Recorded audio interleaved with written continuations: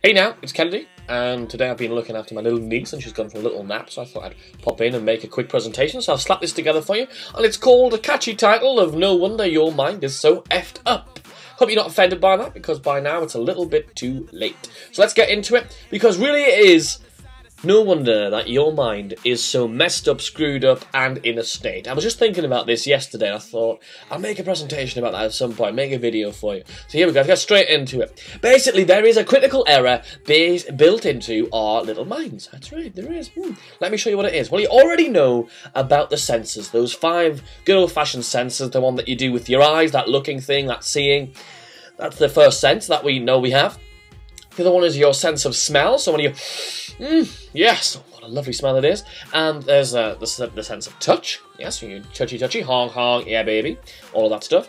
And the sense of taste. Having a nice curry for my dinner tonight, so I'll be looking forward to that. And the sense of hearing, or sound, or whatever it's called auditory, who knows. So, the hearing one. Now, you think that you take those things into your mind, then you just start doing stuff with the information you've learned. Aha! Well, so we thought, but that's actually not true, because what happens is, when all that information comes into your head, it goes through a filter. You can see a little filter graphic just there. And it goes through a filter of 3 different things that your mind can do with any information.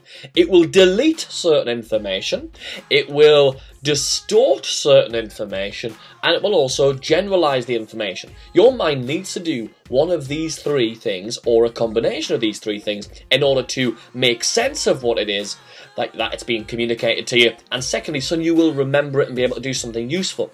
It must do one of these things. It can't just remember the things as they are. So it must do one of these 3 things. And let me explain. For example, delete. Delete could be that, well, it's a bit like pressing the delete key on a keyboard. Imagine right now I want you to focus on the elbow of your left arm. So your left elbow, think about your left elbow right now. Okay, now you're thinking about it and thinking about the sensations that are going around it. You focused on it. But before I mentioned the elbow, was your elbow still there? Yes. And were the sensations still there? Yes. But your subconscious mind, your little bits of stuff going on in the background, were taking care of it. It wasn't on your conscious mind, so you had essentially deleted it from your consciousness. So that's a simple way of explaining what deletion is. So, moving back to the filter, that's the first thing, delete. So we'll delete certain bits of information so we can focus on other areas, and that's great. The next thing we can do is distort stuff. And what I mean by distort stuff is, well, it's not quite, well, it's kind of a little bit like what you do with the guitar when you make that whole sound, as if I know anything about playing guitars. I mean, I haven't got a musical bone in my body. Distort is literally when you either exaggerate things or you focus out on things. So it might be that right now you're feeling really, really good, you're feeling really happy, which means you interpret everything that's going on and you look back at all the good things that are happening in your life. That's great.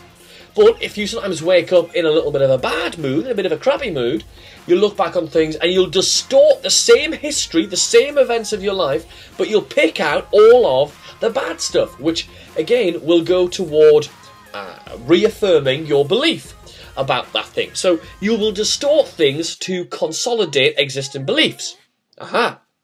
So that's distort. And the third thing is that we will generalize. And I wasn't able to find a fancy graphic for this one, so you'll have to just put up with the word generalize. And that's things like you will make generalizations such as that's a chair. And it looks chair-shaped, so it's probably a chair. If you didn't generalise, you might walk into a room and you might see like a coffee cup on the table and not know what it was unless it was the exact shape and size and colours as a previous coffee cup. But because you generalise things, you know that something that's cylindrical, that is hollow in the top and solid on the bottom, maybe with a handle, that's going to be a cup or a mug. You know that something that is rectangular with some cables going at the back, it's hanging on the wall with some pictures moving on the screen and some sound coming out. Even though every model of TV is not the same, you've generalised it in your mind And you know that is your representation of what a television is.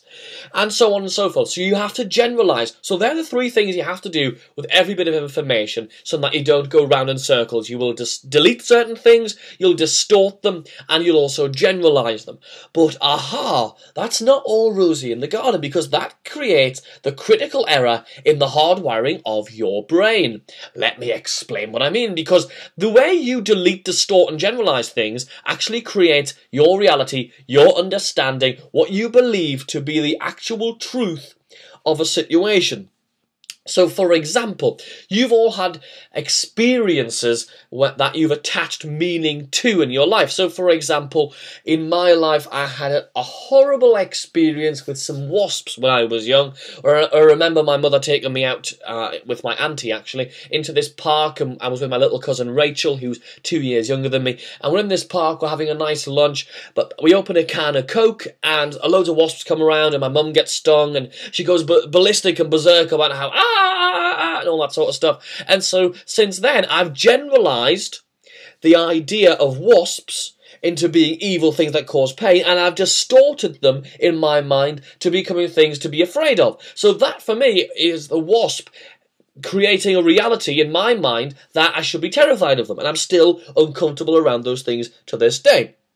I mean, it's ridiculous, really, because I wasn't stung by one until about 3 years ago, and I've had this fear, this phobia, for most of my life. So, that's how we delete, distort, and generalise to create our reality. The problem is, all these distortions and stuff actually stack up. All of this shit sort of builds up in your mind, and eventually impedes you from getting the things you want to get done. So some people are afraid of getting success. Some people are afraid of earning a certain amount of money. Some people are afraid of walking into a room of strangers and introducing themselves because you've deleted, distorted, or generalized that situation, and that's created this fear within you. So it really comes down to your confidence, I suppose. So that's what can happen. It can affect your confidence, which is a bad thing, hence the unhappy face in cool person type there. So that's why sometimes you can have a bit of a lack of confidence and your mind is a little bit messed up and it's effed up, as we called it in this presentation. Ha ha ha ha.